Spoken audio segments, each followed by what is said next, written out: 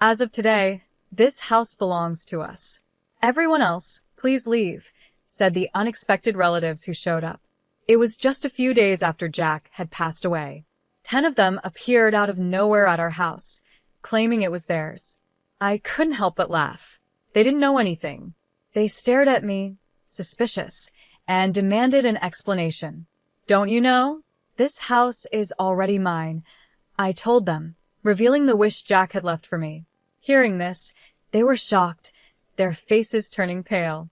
I'm Lauren Alexis, 55 years old, and I work in the kitchen of a restaurant. Lauren, can you work overtime today? My manager asked. No, I've already told you that I can't, I replied. That's right, your husband is still in the hospital. We should have asked someone else to cover for you. I'm sorry, Lauren. You can go home on time without any problems. I work at a popular Italian restaurant in town. People love it because the food is affordable and tasty, so we're always busy. I used to be fine with working extra hours, but since my husband Jack has been suffering from severe cancer and staying in the hospital, I've been leaving work on time. Jack is 3 years older than me, and we've been married for 32 years. This is the first time he's had such a serious illness. The cancer was found during a health check, but it had already spread to other parts of his body, and his strength quickly started to fade after we got the news. It's unfortunate. Staying at home and working remotely made his health decline even more. He used to work as a freelance interior designer, doing everything from his computer. Thanks to him, I didn't have to worry about house chores, and I could focus on my work. But after he got sick, I had to adjust my work schedule. I now start early in the morning and leave before the restaurant gets busy. I want to spend as much time as possible taking care of him. I often apologize to my coworkers for causing them trouble. What are you talking about? Don't be so down, they'd say. It'll worry your husband. Just stay positive and take good care of him. Don't worry, the manager will handle everything if needed. We're here to help, my colleagues would joke, trying to cheer me up. When I asked, everyone agreed without any complaints. In fact, they even suggested I leave early. The manager was worried about my financial situation, so he adjusted the shifts to make my current work schedule possible. I feel lucky to work in such a great place, and when things calm down, I plan to repay their kindness. With that in mind, I thank my coworkers and sign the attendance sheet. I quickly gathered my things and hurried to the hospital. Ah, you must be Mrs. Alexis.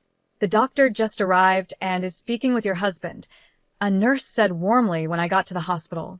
Hearing that, I rushed to Jack's room. As I entered, I saw Jack talking with the doctor. Your wife is here, the doctor said. You're done with work? Thanks for everything, Jack said with a weak smile. Jack is older than me. He used to have a youthful face, and people often thought I was older. But ever since the cancer diagnosis, he seems to have aged so much. His once bright face is now thin and pale, and his smile is faint. When he first got sick, he told me, I won't let this illness beat me. But his body is getting weaker day by day, no matter how much he tries to stay strong. I was just explaining your husband's condition, the doctor began, but Jack interrupted. Let me tell her, doctor. An uneasy feeling crept over me, and I could tell the doctor felt it too. With a quiet nod, the doctor left the room. Hey, Lauren, how long have we been married? Jack asked, staring out the window. Worried about him, I answered carefully. 32nd years. 32nd years, huh? It felt long. But looking back, it passed so quickly. Stop, I said, fearing where the conversation was going. It sounds like you're saying it's almost over. Maybe another 7 months, Jack murmured, lost in thought. His words felt like he had accepted the end, and I tried to stop him from talking like that. But he avoided my eyes and continued, just hang in there for another 7 months. It might be even sooner. I know my body better than anyone. He smiled faintly, looking down. Hearing those words, my worst fears became real, and I couldn't stop the tears from falling. I'm sorry for making you sad. I promised when we got married that I'd never make you cry, Jack said softly. He noticed my tears, smiled sadly, and gently wiped them away. Tears welled up in his eyes too, and seeing that made me cry even more. With a trembling voice, I could only manage to say, I'll need to apologize to your parents. When I get there, I'll truly say I'm sorry for making their daughter sad. Stop it, I told him. Once he's gone, I'll be alone for the rest of my life. We used to laugh and talk about being together until the very end. But when Jack started talking like he had given up, I couldn't hide my anger. Don't talk like it's all over. Don't say such sad things, I begged. Lauren, nothing is decided yet. Medical science is advancing every day, and if we look at other hospitals, there might still be other options, I insisted. I'm going to die, Lauren, Jack said calmly. I screamed, unable to accept the truth, but he gently held my hand and spoke softly. I'll be leaving this world soon. No, I hate that idea, I replied, my heart aching. Before I go, I want to do everything I've always wanted to do. I want to spend every moment I have left with you, Jack said, smiling weakly. He started talking about his plans for the days ahead. I don't want to spend the rest of my time in the hospital. I want to go home with you. Lauren, I know you're busy with work, but could you take a few days off? I want to go on the trip we planned before. I want to make all your wishes come true, so please, Jack said, looking at me with tired eyes. Seeing him like this, I painfully realized this was not just a dream. It was real, and I had to accept it. There was no more hope. With a heavy heart, I decided to respect his wishes. I fought back my tears and told his doctor what he wanted. The doctor understood and quickly arranged for his discharge. They ran some tests to make sure it was safe, and the next day, Jack was able to leave the hospital. From that point, Jack spent his last days at home. Jack, I came to visit. A familiar voice called out. Hey, how are you feeling? Ready to head to the other world yet? Just kidding. It was Paul, Jack's brother. Lauren, you're here too? I thought it was just Jack, Paul said, surprised. Since we had time before dinner, I stayed in the room as long as I could to be with Jack. But suddenly, his mother, Paul, and Paul's wife, Lily, showed up to visit. It's been a while, Paul, I said, trying to stay calm. Jack's brother, Paul, is 58 and works in construction. But he skips work often and doesn't have much of a position at his age. He just drifts through life day by day. His wife, Lily, is 36 and very beautiful, but she has a stern look and speaks harshly. She has a controlling attitude that stands out, especially compared to how she acts around others. Jack's mother is 82, but looks much younger and is full of energy. However, you can see her greed on her face. She adores Paul to a strange degree and always looks down on Jack. I really can't stand Jack's family. Paul is always making rude jokes, and I'm sure Lily hates me too. From the first time we met, she treated me like an enemy and never misses a chance to make mean comments. My mother-in-law doesn't treat us like people. She constantly bothers us. To her, Jack isn't a son, he's just a source of money. The moment we meet, she starts asking for financial help. Paul has a big family, doesn't he? You two don't have kids, and you both work, so you must have some extra money. Could you help out a little? These requests for money have become normal. Paul's family, including his mother, is a family of 10.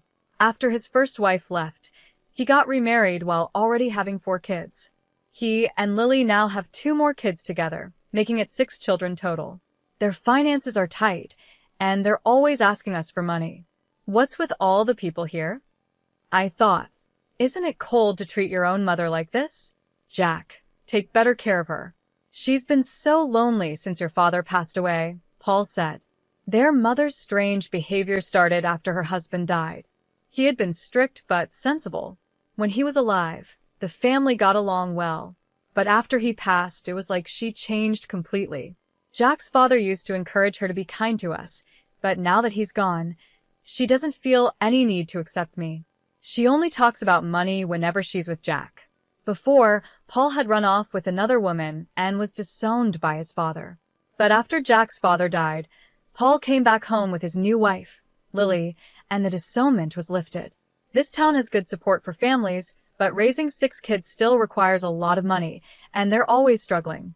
Jack was always shocked by their unrealistic demands.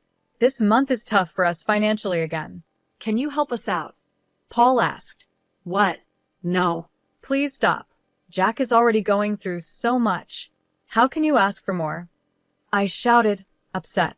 Please stay out of this. This is a family matter, Paul replied calmly. That's right, Lily added, smirking. Furious at their unreasonable behavior, I couldn't hold back and yelled again. But Paul just brushed it off, and next to him, Lily laughed, waving her hand as if she was shooing away a dog. Sorry, but we really can't give you any money, I said firmly. Oh, that's a problem. I thought you'd figure something out. That's why we came all this way. Paul replied with a shrug. What a useless son. My mother-in-law muttered under her breath, grumbling as if Jack had let her down once again. I was reaching my limit with how unreasonable those three were acting. So, what's the situation? How is the cancer progressing, and when will he be discharged? His mother asked, but it was clear she didn't care. Given her greedy nature, she probably had some selfish plan. The doctors say he has about 7 months to live. He's being discharged tomorrow to spend his last days at home. I replied, Is that so? As soon as they heard those words, their eyes lit up. Instead of shock or sadness, their faces were full of joy, which made me sick to my stomach. Well, we'll come by with a car to pick him up when he's discharged. He can't walk home, right? Paul chimed in. There's no need for that. Jack responded calmly, but his mother and the others kept talking excitedly. I couldn't take it anymore. Their behavior was unbearable, so I forcefully kicked them out of the room. What are you doing? They yelled. Please leave. I will handle the discharge myself. Your help is not needed, and honestly, I never want to see any of you again. As they tried to argue, I quickly shut the door in their faces and locked it. Then, I immediately informed the hospital staff to ensure no one except me could visit Jack. I didn't want his family anywhere near him. I'm sorry, Lauren. I've caused you so much trouble, Jack said softly. Why don't you stand up to them? I asked, my frustration growing. They treat you terribly and use you. Why should people like them live without any worries while you suffer? I was angry, and though it didn't make sense, I felt like I needed to lash out at someone. I loved Jack so much, and the thought of losing him was unbearable. I didn't want to confront them and make things worse, so I'm glad you spoke up, Jack said. Then, with a serious look on his face, he added, Lauren, I have one request for you. A request? I asked, surprised. Jack looked at me with a grave expression and said, Please, this is my first and last request. I promised I would fulfill it. After that, he entrusted me with something important. It was so unexpected, but I could tell how serious he was. I took the item home with me that night. The next day, before his family could arrive, I quickly helped Jack get discharged from the hospital.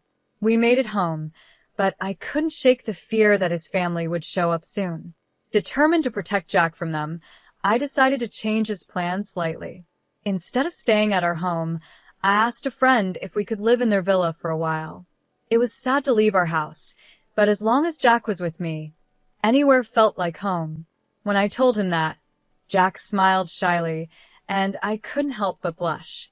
After explaining the situation at work, I took a long leave of absence. My only wish was to be by Jack's side until the very end. With the support of friends, Jack spent his remaining days peacefully. 8 months later, he quietly passed away. At his funeral, I saw my in-laws for the first time in a while. I expected them to say something, but instead, they just looked at me and smiled in a smug way. It gave me a strange feeling, like a chill running down my spine. I wondered what they were up to, but I would soon find out.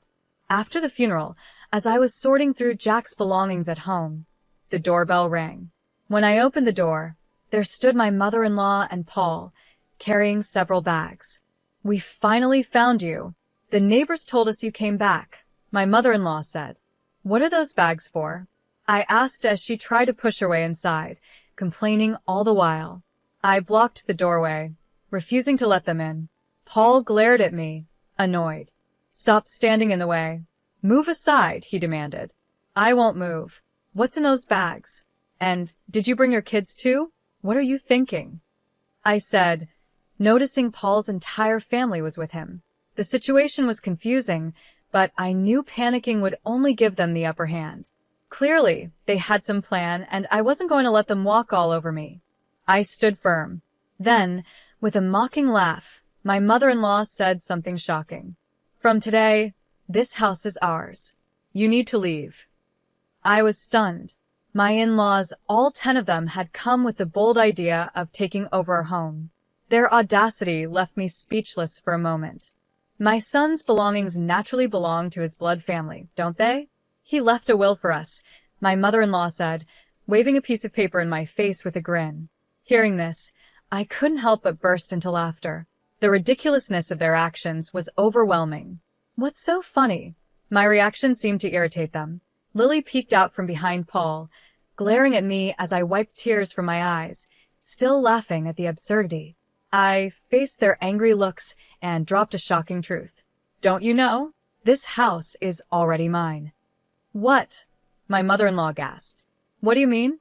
Echoed Paul, both of them looking completely confused. Their stunned faces made me laugh again, but I quickly pulled myself together and went to get some important documents from another room. I returned with even more surprising news. As you can see, I'm now the official owner of this house. Jack transferred the ownership to me while he was still alive, I explained. What are you talking about? My mother-in-law shouted, her eyes wide with disbelief. She grabbed the documents from my hand and studied them closely with Paul. It's true. The house is in her name, they murmured, shocked. The document was official, proving that the house belonged to me. Paul and Lily immediately began protesting. How could Jack not own the house anymore? They yelled. Staying calm, I replied. He decided to transfer the house to me before he left the hospital. He thought it would be better for the future if the house was in my name. At this point, my mother-in-law interrupted, holding up her own copy of what she claimed was Jack's will. This can't be. Look, here's a will he wrote, she said. The paper she showed was in Jack's handwriting, but it had no official seals or signatures. It wasn't a valid legal document, which they clearly didn't understand. Their lack of knowledge made me sigh in frustration. No matter how much I explained, I knew they wouldn't accept the truth. Expecting things to escalate, I asked them to wait a moment and made a call to a lawyer. I appreciate your help. I'm sorry, but Jack's family is here about a supposed will. Could you come over quickly? Thank you, I said into the phone. Paul glared at me suspiciously. Who are you calling? I didn't give him any details, but I invited them inside. I seated my mother-in-law and Paul in the living room and told the children they could play in the bedroom. Soon, the doorbell rang, and I went to greet the person I had called. I escorted him into the living room. I apologize for the delay, I said as the suited man entered the room. Paul and the others immediately looked tense, eyeing him with suspicion. This is Mr. David, the lawyer who has been helping us with Jack's matters, I explained. Upon hearing the name lawyer, my mother-in-law's face filled with shock. A lawyer? She exclaimed, realizing the situation had become more serious than she expected. I got to know David through a friend of the owner of the villa we were renting. He had already been told about the situation. Even though he was only 32 years old, which made Jack and me feel a bit uneasy at first, he was well known among his friends for being smart and especially good at handling family disputes. After meeting him in person, we trusted him completely. Jack and I had explained everything about the inheritance and the family issues to David, and we officially hired him as our lawyer. My in-laws had no idea Jack had hired a lawyer, and they looked completely shocked. Paul and the others were wide-eyed and speechless. Let me reintroduce myself. I'm David, and I'm here at Jack's request. I will be recording this conversation for legal purposes, David said. Unlike Paul, who dressed in flashy clothes, David had a simple-look short black hair and plain, clean glasses. My mother-in-law seemed to forget why she had come, as she was caught off guard by David's calm presence. He greeted them politely, and they quickly accepted his business card without thinking. When they saw his card and lawyer badge, my mother-in-law straightened up, realizing he was a real lawyer. Paul and Lily also looked tense. David and I sat on the sofa across from my in-laws, ready to begin the conversation. David smoothly turned on the voice recorder, and the discussion started.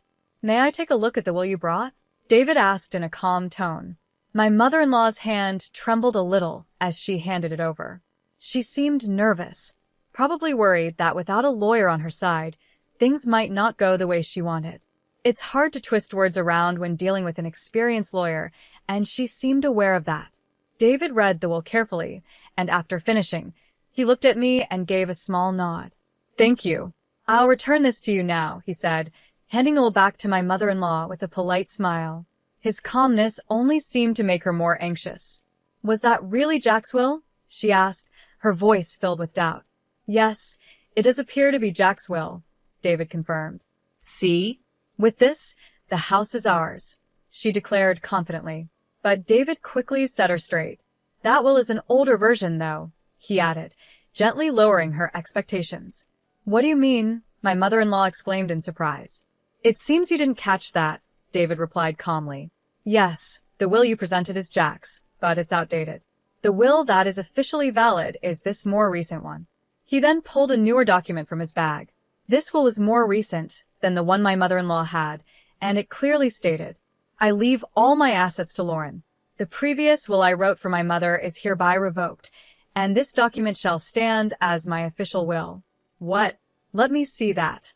Lily grabbed the will from David to check it herself. The new will had a more recent date, a seal, and even Jack's fingerprint, along with a note confirming that a lawyer had overseen its creation. It was obvious which will was valid.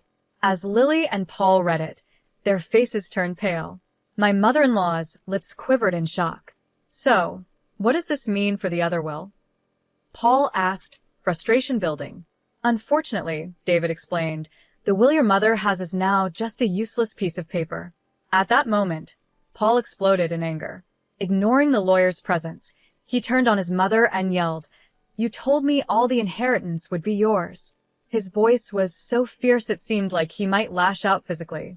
Lily tried to calm him down, but he was too strong, pushing her aside as he continued shouting at his mother. My mother-in-law cowered under Paul's rage, the scene turning chaotic. Watching this unfold, I spoke firmly, "Please stop causing a disturbance in someone else's home. It's really troublesome." "What did you say?" Paul snapped back, glaring at me.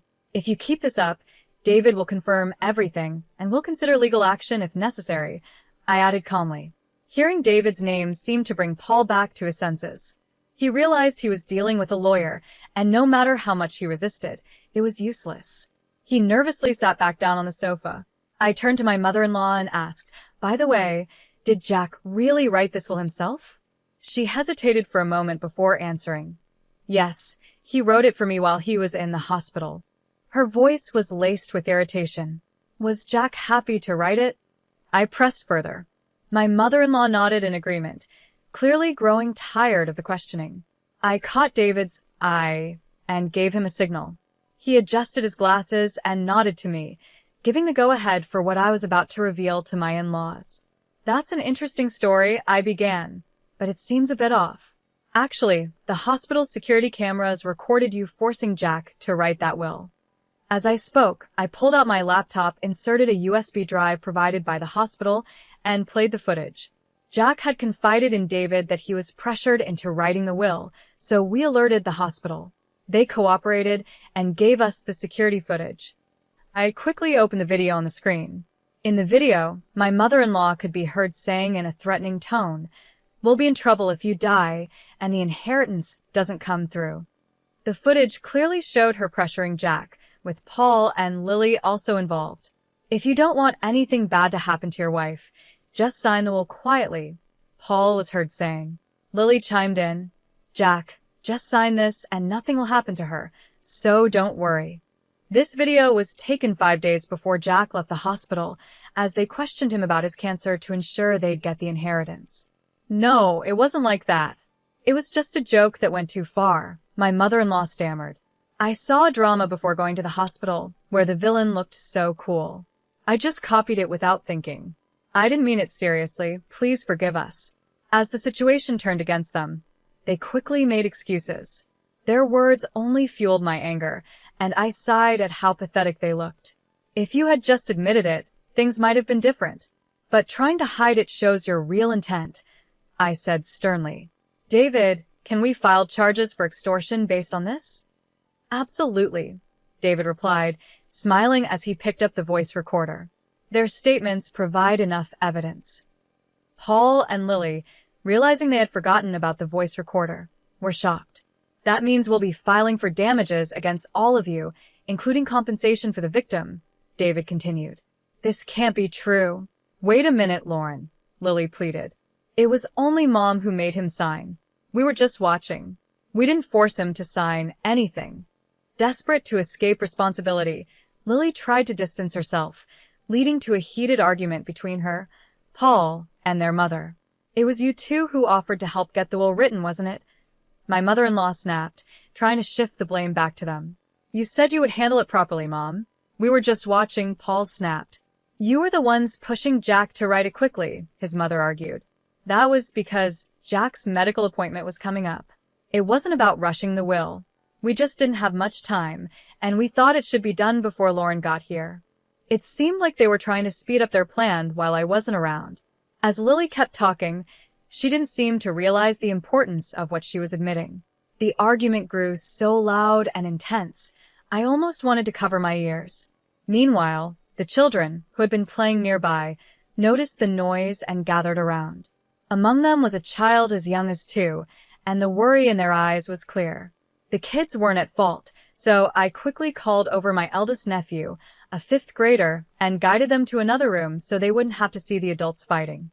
He didn't fully understand what was happening, but he took his younger siblings to the other room as I asked. Once the kids were out of sight, I calmly turned to the 3 adults. Isn't this shameful? What kind of parents are you? I asked. What are you talking about? Paul asked, defensive.